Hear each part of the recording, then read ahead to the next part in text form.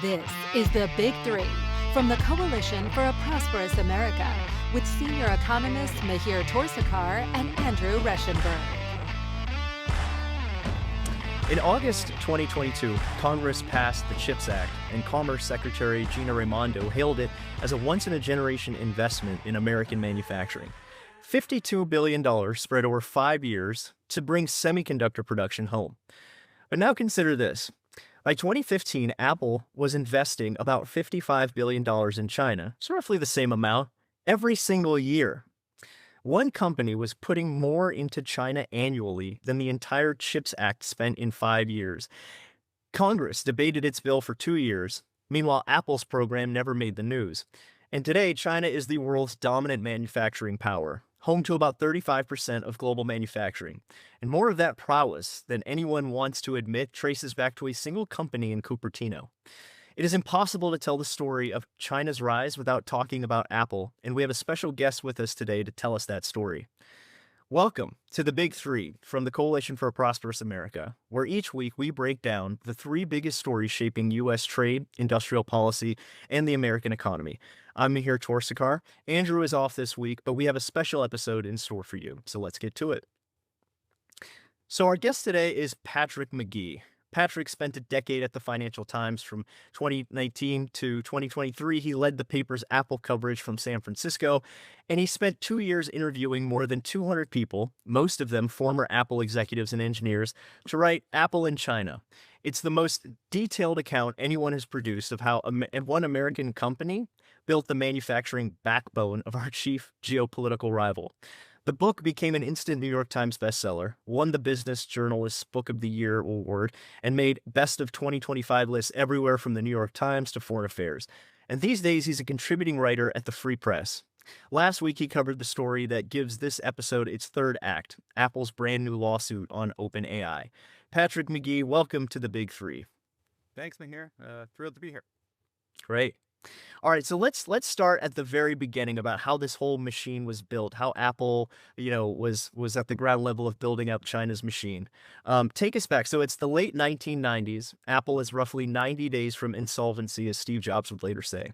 And at that time, China's not even on the list of suppliers. But today, Apple is worth $4.6 trillion. The map is completely inverted, and almost everything comes out of China. Next to nothing gets built in America. Tell us how that happened. First thing I would do is I might push back on the Steve Jobs line because Steve Jobs has a way of centering himself in the narrative. So in the traditional Apple narrative that follows from Steve Jobs, right, through Walter Isaacson and so forth, 1997 is the worst year. And that's the year that Steve Jobs takes control. I think the actual nadir for the company was 1996. They're days away from bankruptcy. And, it's debatable how much credit one should give to Gil Amelio, who was CEO for 500 days of Apple before Steve Jobs comes back. But I sort of credit him with making 3 decisions. And indeed, the book begins with one of those decisions, which was to shut down manufacturing in Colorado, right? So to me, this is kind of a seminal event. I think in traditional Apple histories, it's not even mentioned. But the idea is that they close down their own manufacturing plants. And for the first time, they begin to look for a place to outsource the desktop computer. And then the book gives a little introduction to how Apple had been outsourcing and offshoring in the past. But basically, they'd been making their own computers on 3 different continents. And out of financial necessity, out of financial desperation, they have to take a different decision. Now, it's critical that this is happening before Steve Jobs comes back, because once he's in the driver's seat, once he's the CEO, once he's met Johnny Ive and they've come up with the idea of what becomes the Bondi blue-colored iMac, Steve Jobs still wants to make the computer. And basically what he's told is, we've already gutted all of our own manufacturing capacity. Like, we're the last company standing that hasn't outsourced and hasn't offshored, but it's sort of too late in the game. We don't have the capacity to build this thing. And the question is, well, where do we go? And what's kind of fascinating is that it's a 7-year narrative before everything consolidates into China. So the answer for where do we go is Korea. LG. a company that I think most people know, which interestingly is not a contract manufacturer, but Apple, with a certain swagger, just kind of turns their monitor supplier into a contract manufacturer.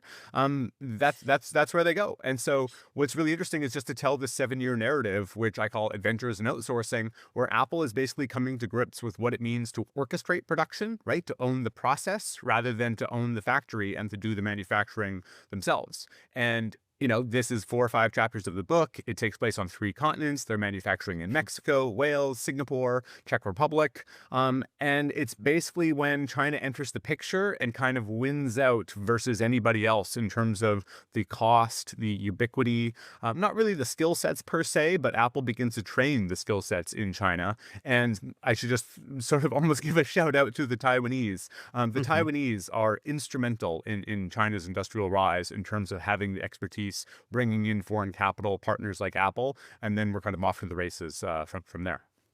Well, you mentioned that supply chain, and it occurred to me there was a story in the book about the phone call between Terry Gou and Tim Cook.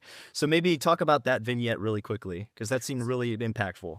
So LG is pretty successful in Korea, but what Apple does is tries to replicate their tri-continent strategy. So throughout the 80s and 90s, Apple had its own factories, sort of local for the continent, if you will. They had factories in California that supplied North America. They had factories in Ireland to support Europe, and they had factories in Singapore to support Asia. So when they sort of get out of the manufacturing business and LG creates, or maybe doesn't create, manufactures their most successful product, the iMac, which becomes America's best-selling computer, right? It's basically the product before the iPod comes along that saves the company, and sort of reinvigorate Steve Jobs and the share price and everything else. LG is asked to do the same thing. So they set up major operations in Wales and major operations in Mexicali, just south of the border. It's a good strategy, but it's a disaster. LG doesn't really have any experience doing the work outside of Korea. They have this great ambition, and they just get it wrong. The factory in Wales ends up having a problem with motherboards lighting on fire. So it's called the toaster line by the locals that I spoke to. More or less long since retired, but reminiscing about their days in the late 1990s working for Apple.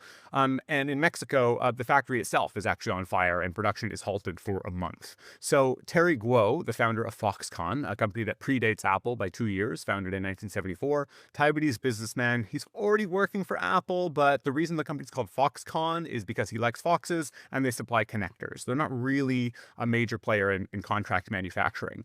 But Terry understands Apple in a way that nobody else does at the time. I'm not even sure Apple really understood themselves at this time. He sort of understands the vision of the company, and he was a major supplier to groups like Compaq, which were in their heyday way bigger than Apple at the time. And so by having this diverse view of all these different brands in the West, he was able to discern that Apple was different, and that if you could please Apple, you could please anybody, because this Compaq wasn't making the same demands. They weren't pushing what was possible in plastic injection molding or metal stamping. I sometimes joke with audiences like, what's your favorite IBM or Dell computer from the early 2000s, right? And your mind is blank because they had no sense of aesthetics or anything, right? So he just got that Apple was different, and so he had seen, it was public news basically, that LG was failing. So he calls up Tim Cook, who he knew because Tim Cook had just joined Apple from Compaq, and Compaq was at the time Foxconn's biggest supplier. Or Foxconn was, Foxconn and Compaq had the biggest partnership in the PC world. And he says, like, let me fix this. Like, give me a chance kind of thing.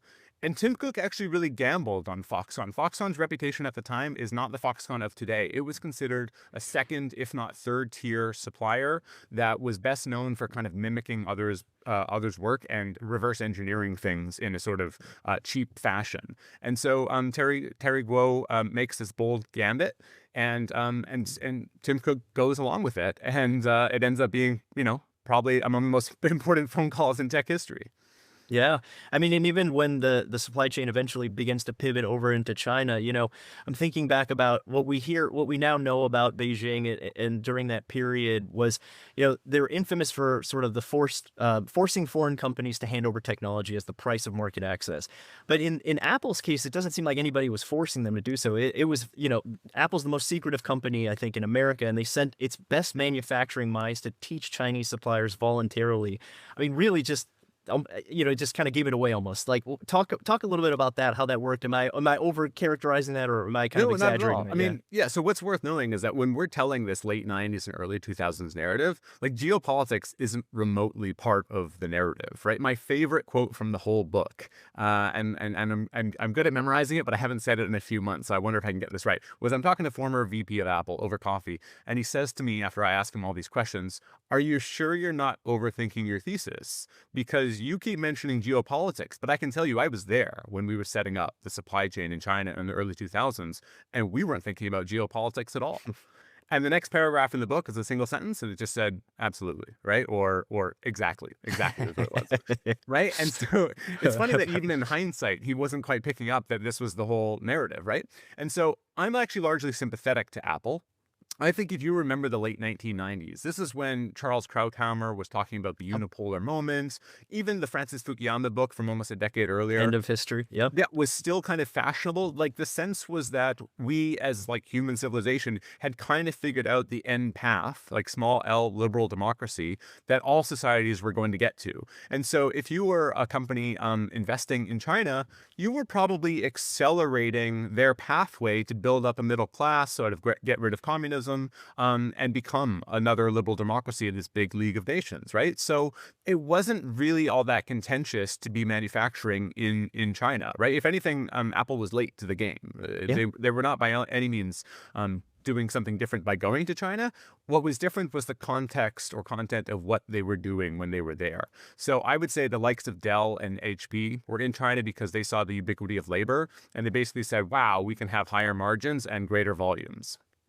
That was baked into the cake for Apple, but what they understood was if you have just like literal, well, maybe not literal, but armies of people, line after line after line in these big factories that are basically being built and subsidized by the local governments and custom, purpose made for you, we can completely reinvent how products are built, right? How they come together, which means we can completely design them in a new way. If you put Johnny Ive as the head designer in Dell, he wouldn't have been able to do any of the things that he ended up doing at Apple because they didn't have a system in place to let that happen.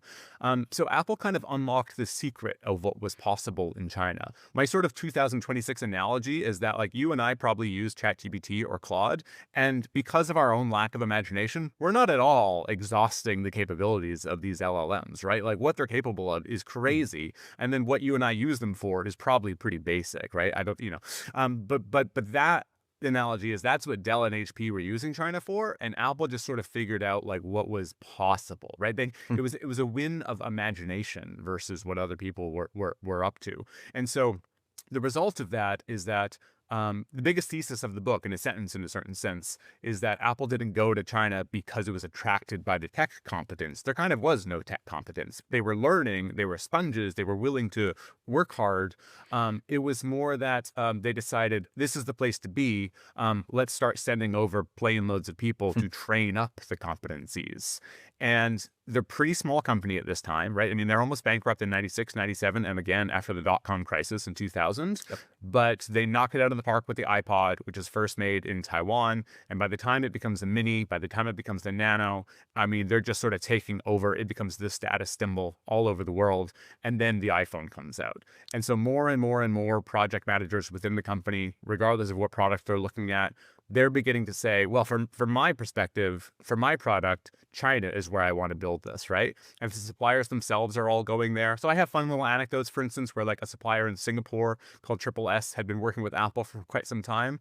And to keep up with their competition that had just gone to China, they had to go to China, right? And it just snowballs. Everybody goes to China. And if you're not going to China, you're just out of the game entirely. I mean, China's just wiping the floor with everybody. Actually, I'll give you one example that's not in the book that I think is really great. I talked to someone pretty senior at a PC maker who was also moving operations to China. And he said that, we basically put it on the spreadsheet, how much it would cost to build products in 3 continents. And in America, it was like $5 per unit was the assembly. In Europe, it was about €5. And in China, it was negative $5. We were literally being paid. That's how big the subsidies were to move to China. So you can just imagine, you're a cog in the machine. Maybe you're senior vice president of manufacturing or lower. Maybe you're project manager of a certain project.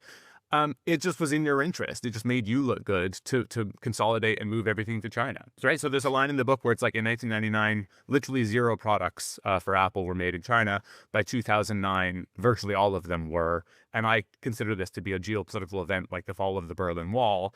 But we don't know about it because all the action is taking place in a secretive country, and all the main players are stuck under NDAs not talking about it.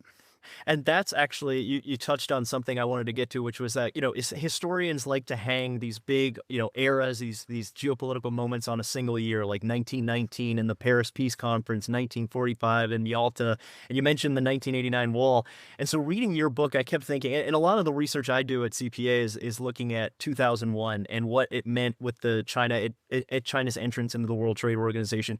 But you also add in other factors as well, like the dot-com bubble bursting, and then even the advent of the iPod as well. And the confluence of these factors at the same time, I'm wondering if you can talk a little bit about that, because, in some way, all of those factors really pushed Apple into China, even though I think that they had every intention of trying to build in the United States. Yeah, I mean, if you had an alternative history, it would be, it really wouldn't be that they were manufacturing in the United States. I think that kind of died. And you can sort of point to the flying geese model, if you're familiar with that, with how things went through Asia. Like that's something that people hold on to. Like, what if they made $55 billion investments in Pittsburgh? And it's like, you weren't getting the same return on investment. I get, it's a decent thought experiment. We can talk about it, but like at the end of the day, that's a total fantasy. But you might have had the Mexico project work out, right? Or you might have had, instead of the individual project managers, you might have had someone very senior, and this would basically by definition be Tim Cook, looking at it and saying, okay, I get that all of the underlings reporting to me are all consolidating their operations to China, and this is great for margins and everything, but for our overall resilience, we need to have some products or share of an individual product that isn't exclusively in one place, right? Anyone has studied supply chain or experienced the supply chain should know you don't put all your eggs in one basket. But again, the project managers, that's not really their job. It had to be someone at the level of a Tim Cook or a Steve Jobs to say, there's something problematic here. And even before Xi Jinping enters the picture in 2012, 2013, the logic would tell you that that's what you need to do.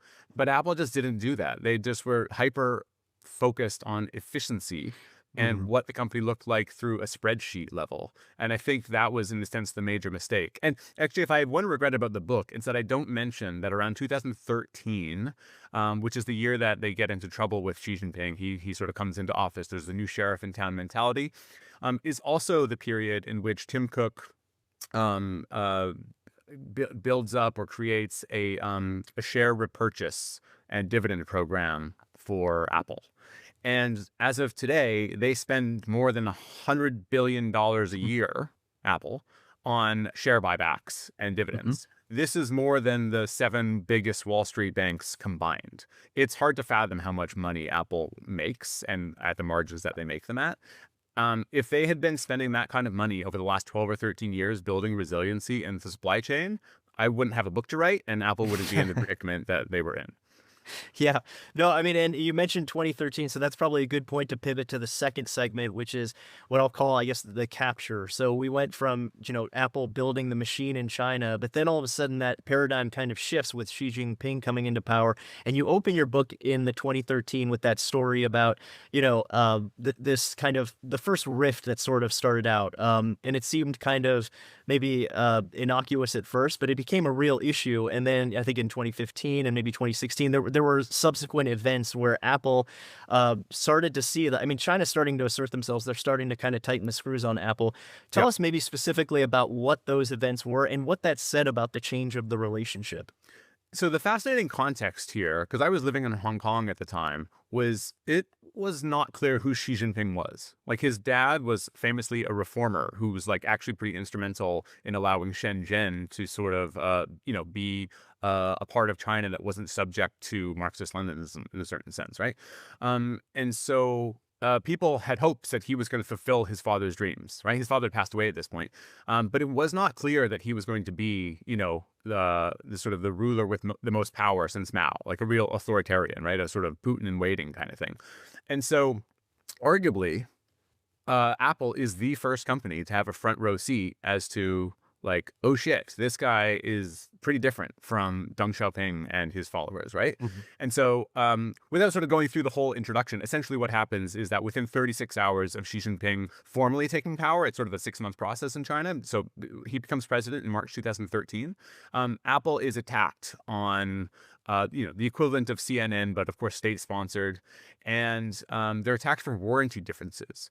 And to be fair, like, this was international news. This was widely covered, but there was never like the follow-up investigation that you might get in the New Yorker or something like a few months after the fact. And no one ever really had put the pieces together as to like why they were attacked. And actually, the main narrative, if you go Google it and go find the coverage in the Associated Press or whatever, was that Apple had come out of this winning, because essentially what had happened is Beijing went after Apple for alleged warranty differences. And then there were so many Apple fans in China that they took to the equivalent of Twitter and sort of defended Apple and said, like, this is a great company, da da da da. And people thought that the Communist power ended up kind of looking bad in this confrontation. Internally in Cupertino, it was nothing like that. It was a real recognition of, like, we have done more. We are the most successful manufacturer, like foreign manufacturer in the country, and we are the most successful like foreign retailer in the country. And yet we don't understand China. We fundamentally don't understand why they're coming after us. Why aren't they kind of grateful that we're creating these jobs and so forth? And so the result of this is that Apple, for the first time, sends senior people, or I should say sends or hires senior people to live in China for the first time. So they've actually been in China in some sense since 1993. So 2 decades go by and you've never had a VP in China, which is kind of remarkable. And so these 8 people call themselves the Gang of 8, and they are the eyes and ears of Cupertino, trying to basically figure out how Chinese culture works, how the politics works, and they're in a certain sense taking over to some degree what Foxconn had been doing for them. So Foxconn is, I think most people know, is kind of the main assembler of Apple products, but Apple hadn't just outsourced their manufacturing to Foxconn, they had outsourced some of their politicking to Foxconn. So Terry Guo would basically create these deals to move mass of production to a place like Zhengzhou or Chengdu, which is now known as iPhone City and iPad City, and he would get massive subsidies, right? So he would put in $7 billion and the local government would put in $3.5 billion. And when Apple would be asked about this, they'd say, like, we're actually not party to these negotiations. And in my research, I always thought, well, that doesn't pass the sniff test. But I was able to talk to relevant people, and it did pass the sniff test for them. Like, Foxconn had been doing that kind of stuff for them, and it had been working out so well that they didn't see a need to sort of intervene. But Apple decides to really take control of how things are coming to be in China. And to simplify, essentially what's gone on is that Xi Jinping and the top echelons of the Communist Party didn't understand the sort of investments that Apple was making, because in the same sense that I won't tell you who my sources are because that's fundamentally like instrumental to my reporting, Apple doesn't want to go along telling who their suppliers are. That's proprietary information that they don't want people to know. And they're a wildly secretive company. So not only did suppliers not know which other suppliers were in the network, but the governments didn't know, right? I'm saying governments in plural because I mean the local, regional, and federal government. They didn't know the kind of investments that Apple was making. So they're getting in trouble for not being in China for China, for not supporting indigenous innovation, right? These are the terms that Xi Jinping uses. And so this all sort of like escalates where over the course of a few years, Apple's getting hit with things like not paying appropriate taxes and sort of having to kowtow and pay taxes and so forth, like additional taxes. And the CCP has this meeting with Tim Cook in May 2016, right? This is actually when Donald Trump is going on about forcing Apple to manufacture in America, being really vocal about Apple in particular, not just sort of Western companies in general manufacturing in America. And this is when basically Tim Cook is led to understand the political capital he's sitting on, that, hey, wait a minute, our team has done the math and we're investing $55 billion a year in this country. The problem that we're getting in is that Beijing doesn't know. And so if we can just tell them in a secret meeting, here's what we're doing to your country, we're basically responsible for the rise of Huawei, Xiaomi, Oppo, Vivo, and all these industrial juggernauts. Let alone the other companies, we can have a major impact here. And that's exactly what happened. So Tim Cook is actually photographed outside of Zhongnanhai, the sort of citadel of communist power, just before going into this meeting and laying out the documents. Yeah, so I mean, it feels like tell me if we gotta have the timing right on this. So Apple responds to all of these kind of either the allegations or the pushback that China is putting on them with an MOU, right? A memorandum of understanding, non-binding, never announced, and it pledges like $275 billion of investment in China over 5 years. And just to put that number in context for listeners, because I think that's really critical to this episode, like that's more than all American and Canadian private investment into Mexico from the signing of NAFTA in 1993 to 2020. It's Yeah. more than double, and you talk about this, double the Marshall Plan in real terms, concentrated in one country, in 16, as opposed to 16 countries as the Marshall Plan covered. I think the man who ran that the original deal called that one of the most generous act of any people, anytime, anywhere. So, maybe talk a little bit about the significance of that, I guess, that investment and what that did for this whole kind of relationship. Well, you've just done it, right? I Yeah. mean, so there's that. But yeah, I mean, look, I would basically say that in 2015, Xi Jinping announced a plan called Made in China 2025. And my contention, which I think is easily defendable by the math, is that Apple, however inadvertently, becomes the biggest supporter of Made in China 2025. Now, that alone is a remarkable claim because when Made in China in 2025 was sort of circulated among policymakers in Washington, they kind of freaked out, right? Because the plan was, in a sense, we're going to sever our dependence on the West, right? We, as in China, are going to become self-sufficient in a number of key technologies, whether that's semiconductors and robotics or pharmaceuticals and so forth. And we're basically going to make the world dependent on us for those products. So it's remarkably distinct from the Pax Americana plan where, hey, it's okay if certain countries like Taiwan specialize in semiconductors because we're going to sort of disperse knowledge and have commerce, run rampant around the world. In a way, this is how the Soviet Union fell, that the Soviet Union wasn't really competing against America. It was competing against America and her allies. And by having all these rising countries in Asia embracing globalization and specializing in their own things, the Soviet Union just wasn't able to keep up. And so China was sort of supposed to be, if you were talking to the Washington people, like the Larry Summers in the late 1990s, like the plan was that they were going to become like just a giant Taiwan that was integrated with the world. And really what that hadn't accounted for is that China is a really proud country with 5,000 years of history, with 4 times the population of America, and really had no desire to be part of a world order set up by someone else. But they just sort of did the hide and bide their time thing, and then sort of you had Xi Jinping coming in later. To be clear, this is all hindsight 2020.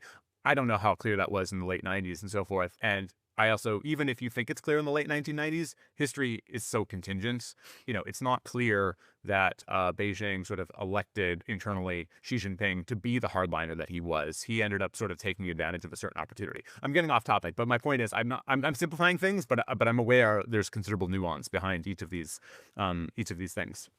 Yeah, I I feel mean, like I've lost the plot of my question of your question. no, So not at all, not at all. I mean, it just occurs to me, like as we're talking, and I talk about in other episodes and some of the research that we do. You look at hindsight at some of the quotes from politicians who were telling us that what trade was going to do with China and how it was going to suddenly, reform them into like a neoliberal kind of like order would take hold. And you look back, it just seems so arrogant and naive.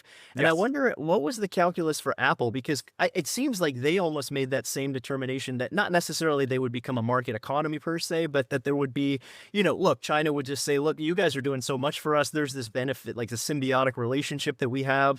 We'll just keep this relationship. There won't be any geopolitical ramifications as well. I mean, is that kind of where Apple was thinking in this, or just there just was this naivete that just, that. Yeah, Ian Bremmer has used the term geopolitical recession just to sort of give a term for a sense that shareholder first capitalism just thought of the bottom line. It just thought of how do you get things built. It's more short term in nature. It's about balance sheets. It's not really about geopolitics. And you can see this very widely outside of Apple, like Angela Merkel signing a deal to rely on Russia of all countries and Russian pipelines for a bunch of oil and natural gas and things like that. Like, yeah, in retrospect, you're like, how did you do that? Like, it's a terrible idea. But geopolitics just wasn't really factoring into people's equations.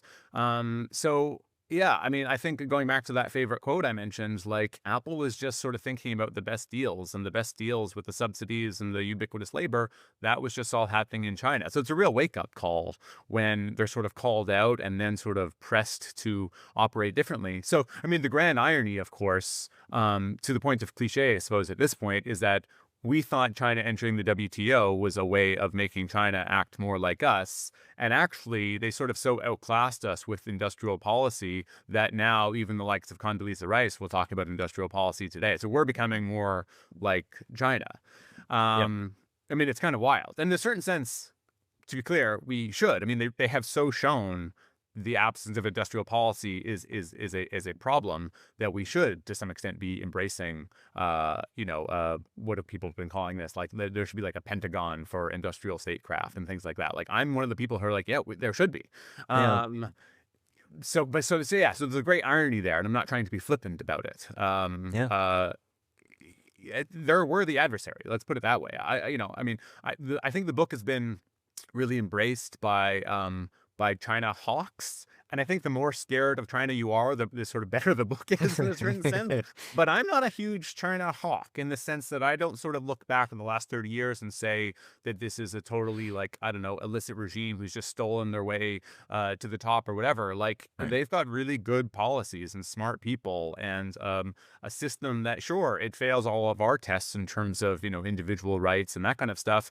But it's got something going for it. And it's worth taking seriously because they're going to have real impact in the rest of the world, because a lot of other countries these days are looking up and saying, the China model might actually be the one that we should embrace. And if you're not taking China seriously, you're going to miss that because you'll assume, well, nobody's going to want this system. But in fact, a lot of countries do. Yeah, no, and in just hearing you talk just now, it occurs to me too that there was this profound misunderstanding of, what China, what their motivations were, what their culture was. And it seems to me that we run the risk, again, when we look at China and how they're constructed, if we simply just say that, like, oh, they're just, mercantilist and they're just subsidies and cheating and theft, you miss a big part of what makes them successful. Because if you even look at their, we're getting a little bit off topic, but if you look at their EV supply chain, for example, their electric vehicles, largely, the cost efficiency is largely owed to the vertical integration and over their battery supply chains as well. So yes, that was largely the result of subsidies and things like that, what we talk about. But you got to also recognize the things that make them successful. So I agree. I mean, I think that there has to be, if we're really in the spirit of how do we, build back supply chains to some degree, we need to actually look at some of the lessons as well. You can't just demonize, be overly critical. We have to look at, be clear-eyed about what we can do to kind of borrow from their playbook a little bit. Yeah. But one thing I wanted to pivot to, because, the thing I love about your book is that if this were just at its heart, we're talking about supply chain, sure. But this isn't just like a supply chain and that, because you'd be having a much maybe different reception. Maybe we'd have a different conversation if this was just about supply chains, right? You did a great job with this book and it would have been successful, I'm sure. But I think you really capture the drama of this story. And it's funny because I was thinking almost like a Greek tragedy, like big picture here. And you actually bring up this Prometheus analogy. And I thought that was really apt. So mention that, talk a little bit about that and how that plays in, that metaphor plays into this story. It's funny. There's, I think, 3 lines in the book that I didn't write, but that, in 2 instances my wife wrote. And this one was from my editor, and he was just sort of summing up the book, and he brought in the Prometheus analogy, and I was like, Rick, that's a great line, and I'm going to steal it, and it's going right here. So yeah, no, in a sense, I guess what I'm pushing back against there is that, insofar as people had written about Apple and China's relationship in the past, they had thought that there was like a quid pro quo where Apple was offering certain things and then China was giving them things back. And that's not untrue, but what was significant about Apple's $275 billion investment in the country was not that it was this novel thing. It was a recognition on the part of Apple that this is what we're already doing. All they were doing was taking the 55 billion that their own team had estimated they had invested into China and then multiplying it by 5 years, right? So if anything, it's a lowball estimate of what they're going to invest because they're assuming no growth over the next 5 years. And actually the revenue like explodes during those years. So the 55 billion is a baseline. I'm sure that today it's closer to 75 billion dollars a year. And this is remarkable, right? Sometimes people think that, and I don't know how they think this, if they've read the book, they think that like that was some 5-year thing and then it ended. Like it's absolutely been renewed, right? Like I don't know that there's another MOU, but that's just the cost of business or the cost of doing business in China for a behemoth with 414 million, I think, of revenue these days that Apple has, right? So my point was Apple was beginning to realize and trying to leverage the political capital of demonstrating to China, we are playing the role of Prometheus, handing you the gift of fire. We are responsible for orchestrating hundreds upon hundreds of suppliers in China, sort of bringing in the best expertise from Japan, from Korea, from Singapore, helping those companies operate here, and then, training up millions upon millions of people, right? So the other sort of crazy statistic in the book is that Apple, since the advent of the iPhone, had trained 28 million people in China. The number is actually 30 million people now because it's been a year, right? And Apple updates the number. It's just a public number that they disclose. And the other thing is that Apple has more of an impact on job creation in China than all of Chinese demand has on America. In other words, Apple has an estimated 2.5 or 3 million people churning out iPhones and iPads and stuff in the country every year. And if you look at all Chinese demand for American products and the number of jobs that produces in America, these are estimates, right? It's somewhere between 1.6 and I think 2.5 million, or maybe I might even be overestimating it there. So like that was like the central sort of narrative tension or stuff that I was trying to figure out when I was beginning this. Like, how can one super corporation have more of an impact on job creation in our biggest adversaries, populace, than all demand from the world's most populous nation has on America? Like it's so mind-boggling that I feel like, am I missing a decimal somewhere? Like, right? Like it just feels like I'm off by an order of magnitude. But so much of these parts at least, these are public numbers that you'd already be able to cite if you're an Apple reporter. You just had never digested it and really thought about what that means and then unpacked it. Yeah, and what's funny is that because this story isn't just confined, obviously, to smartphones, where China has obviously, like, they've built up their own, obviously domestic capabilities, and Huawei and Xiaomi and all the other companies that are doing so well. But now they've been able to pivot into, obviously EVs, and now, we talk about smartphones on wheels, or basically the kind of cars that they're producing. They've been able to completely bypass the whole, ICE process of like the combustion engine. They couldn't really get a foothold in autos and in building that, but they've been able to completely leapfrog that.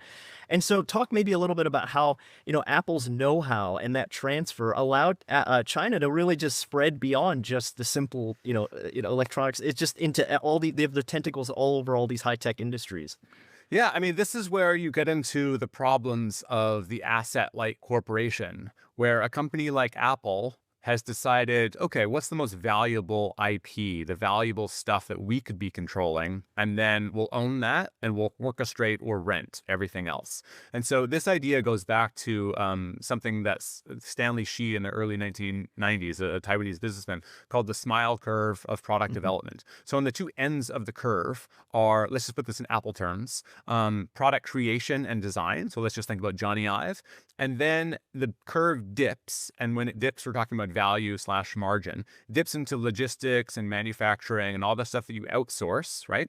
And then the curve comes back up to retail and branding. So you can think of, I'm a Mac versus I'm a PC ads. You can think of the Apple Store at a fancy mall, etc. Apple is controlling those two ends of the curve because that's where the margin is, that's where the value is. I think China understood that at the state capacity level, that curve is inverted, right? It's a grumpy curve.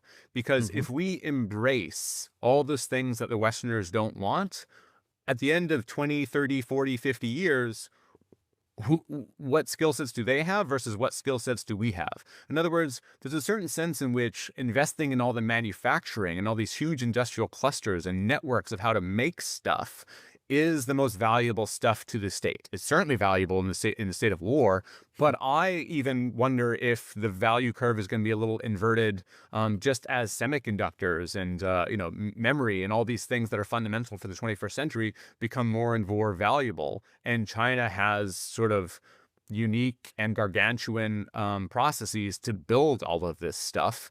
And here we are in the West just sort of doing the software designs and so forth. And of course, the marketing. We haven't reached that point yet. I mean, since I wrote the book, NVIDIA has become the world's most valuable company. NVIDIA doesn't even know how to make a chip, right? They design the hell out of them, but they don't build them. and so I worry that in the event of a blockade in Taiwan or something, companies like Apple, companies like NVIDIA, who don't actually build their own stuff, are in for a real reckoning. Whereas China, maybe they can't match TSMC and what's going on in Taiwan today, but they're certainly on a pathway to claim that territory. Sorry, I'm not meaning territory meaning Taiwan. I mean the territory of ultra complex processes. And so that's my big worry, that the asset-light corporation has taken what could be a temporary period in history where software and branding and design are the most valuable things. And my big worry, and of course I hope I'm wrong about this, is that at the end of a certain period, it's actually the hard things, the manufacturing stuff, that is going to be where all the value is, and we've completely divested from that area. And that really touches on such a central piece of this dilemma that we face right now, because you talk about the smile curve and where we were focusing on the high value added components, and it all seemed to make sense, and it really fits with the traditional training in economics where we talk about comparative advantage and you focus and specialize in what you do best. And this was always what I learned in school as a young budding economist, where it was just like, oh, this all makes sense, right? Like China's advantage is low cost labor. We do all the software engineering design, and it all seemed to make sense. And then all of a sudden you realize we're in this situation where China has these choke points in virtually, just about every supply chain. I kind of look my head one way or another direction, and they might not have the entire, value chain, but they've got a critical component, might just be a, think about how the Challenger was, the shuttle was destroyed by just a simple O-ring component, right? That just one little thing can undermine an entire operation. But China has those critical choke points, of whether it's refining of critical minerals or things like that they don't care as much about value, right? They're not responding to shareholders, and that's such a core advantage that they have. And I'll also add, I think one of the biggest weaknesses of a lot of the trade agreements that we signed, we didn't really care as much. Correct me if I'm wrong, but it seemed like we really overlooked labor costs or labor violations, labor rights violations, environmental costs, and things like that. China was able to kind of run past all that and really engineered a lot of cost advantages, I think, through that model, right? And they've been able to benefit from that. Yeah. So one thing I want to talk about, we talked about, again, Apple's talking about like how they wanted to their IP and really they're really sensitive about their core technologies and things like that. Let's pivot to talking about the sort of the study that you talked about, or excuse me, the case, their investigation that OpenAI and the Apple conflict that's in the works right now. So on July 10th, Apple filed suit in federal court in California against OpenAI and IO products. And so, you covered this for the Free Press under a title called Why Apple Declared War on OpenAI. So let's start there and maybe talk about that title, that story that you just came out with. Well, it's funny. I don't get into this in the article that I wrote, but I should mention it just because it's topical for this, which is that as the writer of Apple in China, there's a hilarious amount of corroboration in Apple's own words, right, through what their lawyers say, for my own book. So in other words, they declare somewhere that like Apple's ownership of how they do stuff is among like the gems of American business. They acknowledge that they invested hundreds of billions of dollars over decades and how this stuff all gets made, right? In other words, they're emphasizing all the stuff that my book is about, process, right? And the ownership and the orchestration of all of this. Now, what they're not mentioning is that it's all in China. So they're doing so for their own purposes, but for me, it's just like wildly corroborative. Now, what they're trying to say is that if OpenAI is able to just just like poach more than 400 people from Apple, steal internal secrets from Apple, and then build their own hardware, it would, and I think I'm quoting here, immeasurably accelerate OpenAI's progress, right? So we'll come back to OpenAI in a second. That's my whole thesis, that by having all of that investment in China, they of course have immeasurably accelerated a rival, but the rival isn't a little startup called OpenAI. The rival is America's biggest geopolitical adversary. So first of all, just in terms of that, I loved reading that because Apple, in its own words, is just wildly validating my entire thesis. In terms of OpenAI, I guess what's fascinating about this is just the personal stuff. The Big Apple book that was before mine is called After Steve by Trip Mickle, who's now at the New York Times. It is largely a book about who has the soul of Apple. Is it Johnny Ive and the creatives, or is it Tim Cook and the operatives? And Johnny Ive is like, you know, the main guy behind I/O and the guy who's, you know, sort of designing stuff with Sam Altman as to what ChatGPT and OpenAI can do in hardware. And he has brought over what has been called to me the creme de la creme of creatives from Apple, you know, the people who wish they were doing, you know, breakthrough designs for the next product, but under Tim Cook's regime, they're finding ways to increase battery life and, you know, get the bokeh right on the camera, right? Like sort of small iterative things that play well for consumers, but isn't the most sexy thing if you're sort of Apple in 2005, what you're able to do back then versus what you're able to do now is just a wholly different thing. So the dream of going over to a company that's sort of hoping to revitalize and reimagine what hardware can do, you can see why all those creatives are there. And so I think you're really bringing that tension to the fore of like, this is kind of Tim Cook versus Johnny Ive. And whether they have merit is hard to see, but I'm not sure of another skeptical media piece out there so far that said, you know, Apple's lawsuit isn't actually all that great. This is what Ben Thompson of Stratechery called a fishing license. They're using what they have, which is one guy who seems pretty clearly to be stealing some stuff from Apple, and then kind of saying the rot of this goes to the core. Like, this is all of OpenAI. And so Apple's sort of trying to, I think, block OpenAI's attempts to even get into the hardware business through a legal route rather than competing with them in the open market. Yeah, so I'm wondering, you know, looking out ahead and thinking about, you know, where does Apple go from here? I know they're trying to do some de-risking, you know, or at least some of this seems a little bit cosmetic, actually, because you tell me what you think, because, you know, we're hearing a lot of headline numbers coming out of Apple and the administration, the Trump administration's touting, yeah, I don't know how much it was, 500 billion, maybe some investment number that they're talking about. Yeah. You know, and so, you know, we're in this moment where we've seen the consequences of like this China, all in on China strategy and what that's done. And so, yeah, so Apple's trying to claw back a little bit of that. Talk a little bit about that. Should we be skeptical about some of those investments, and how serious should we take that investment in America, so to speak? Yeah, so it was 500 billion at one stage, and then Apple upped it by another $100 billion. And it's kind of difficult to parse out. So for starters, it's insane how little scrutiny there has been of these figures. And to be sympathetic to the reporters, well, Apple said this, the White House said this, Trump thanked him, they shook hands. That's kind of your story. And if you want to sort of do the second day, third day, or even, you know, post-month investigation, there's not a whole lot to go on because Apple isn't at all transparent with where these numbers are coming from or anything. And when Tim Cook does an interview like on TV with Jim Cramer or something where they go to like the headquarters of Corning to demonstrate their commitment, like, it's such a basic thing to be like, well, right, but the Corning investment is $2.5 billion.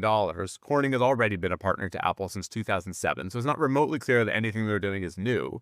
And even if the $2.5 billion is valid, which I assume it is, that's 2.5% of the 100 billion, right? And a fraction of the 600 billion. And yet this was called, I think, by Bloomberg, like the cornerstone of the investment. And it's like, where's the other $597.5 billion investment? And so the numbers don't add up at all. And I've talked to, you know, suppliers that are mentioned in the press releases and so forth, and they don't know where the numbers are coming from.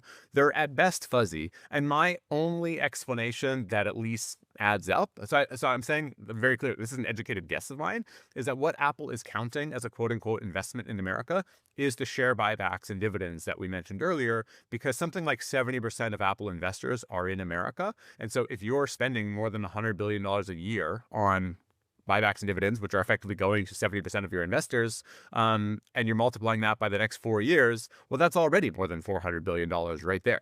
And is that an investment in manufacturing or onshoring? No. Is it an investment in America? Kind of. I mean, a lawyer can make that case if this were ever to go to a trial or something, right? And so Yeah. I think that's the best guess as to where it's going. Because otherwise, if you're just looking at like how much revenue they generate and what they're investing here on the balance sheet, like none of it makes any sense whatsoever. I mean, is it fair to say that the proprietary knowledge and all of the know-how that China or that Apple has seeded in China has made a de-risking strategy really just all but not impossible, but just extremely difficult? I mean, we're Yeah. hearing headline numbers about, oh, they're investing in India or other countries, but it always strikes me as maybe just sort of marginal, or it's maybe final assembly or something like that. But the real know-how sits still in China. All the machinery, all the proprietary screws with just the things that you can't possibly tweak yourself. All that stuff. Where's your stand? Where do you stand on that?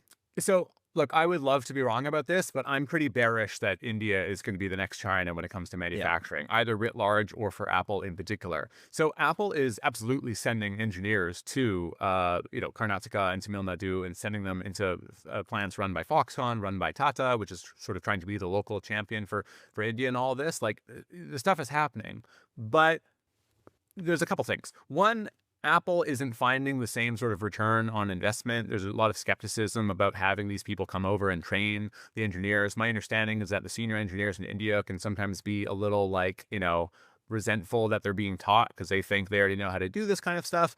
But then even if that stuff is going well, the question is, who's building the 8-lane highways from the factory to the port? Who is building the world-class ports, right? China has so many world-class ports versus a smaller country like Vietnam or something, but you're not really seeing the same, aptitude and investments going on in India. And is the state the same kind of partner that you get in Shenzhen or Chengdu? And of course, it's not. I mean, for India, manufacturing is like one thing. In China, it's the only thing. Export-driven growth by luring in foreign capital is something they've been doing and perfecting essentially since Deng Xiaoping took over after Mao's death in 1976. India's just not prioritizing manufacturing the way that China is. And if you're not doing that, I don't know how you're ever going to compete. Now, I was in India a couple months ago, and one thing that made me really optimistic, which is that India doesn't feel it needs to compete with China. It needs to compete with everybody else because so many corporations now have a China plus one strategy. In other words, China's going to be part of the picture for Apple and everybody else, and then plus one. And is that going to be Vietnam? Is that going to be Mexico?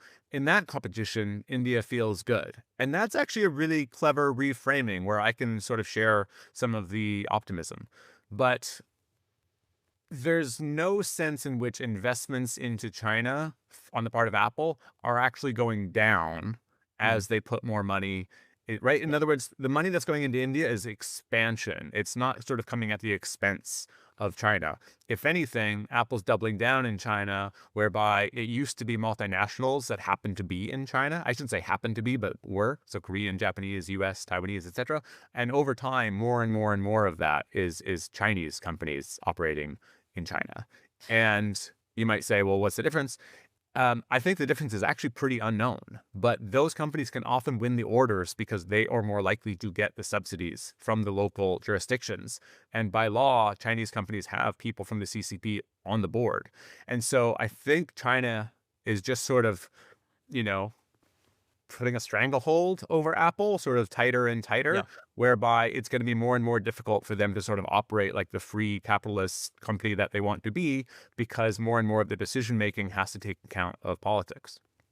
Yeah, and it just, I mean, the sheer number of people that they can throw for, even from the rural population as China urbanized, and they were able to just draw on such this dynamic workforce at all times and just interchange the people and work them, 14, 15 hours. And I remember reading about like the nets that had to be installed in some of these factories to prevent some of, and I think just even the deprivation that a lot of these workers face, but like that is something that the government is able to offer. And I know that a lot of the story was like, oh, Apple is exploiting the workforce, but I mean, the Chinese government was essentially just like handing that as a model over to this company. I mean, it's a really harrowing thing to think about. But how are you going to compete with that? I mean, how is any country going to compete with that without? I mean, if you have any sense of like labor standards or anything like that, you're not going to be able to replicate that model, and you probably shouldn't want to either. But how much of that does that play into this? I know there's also a component to this story where China is investing a lot in robots and automation,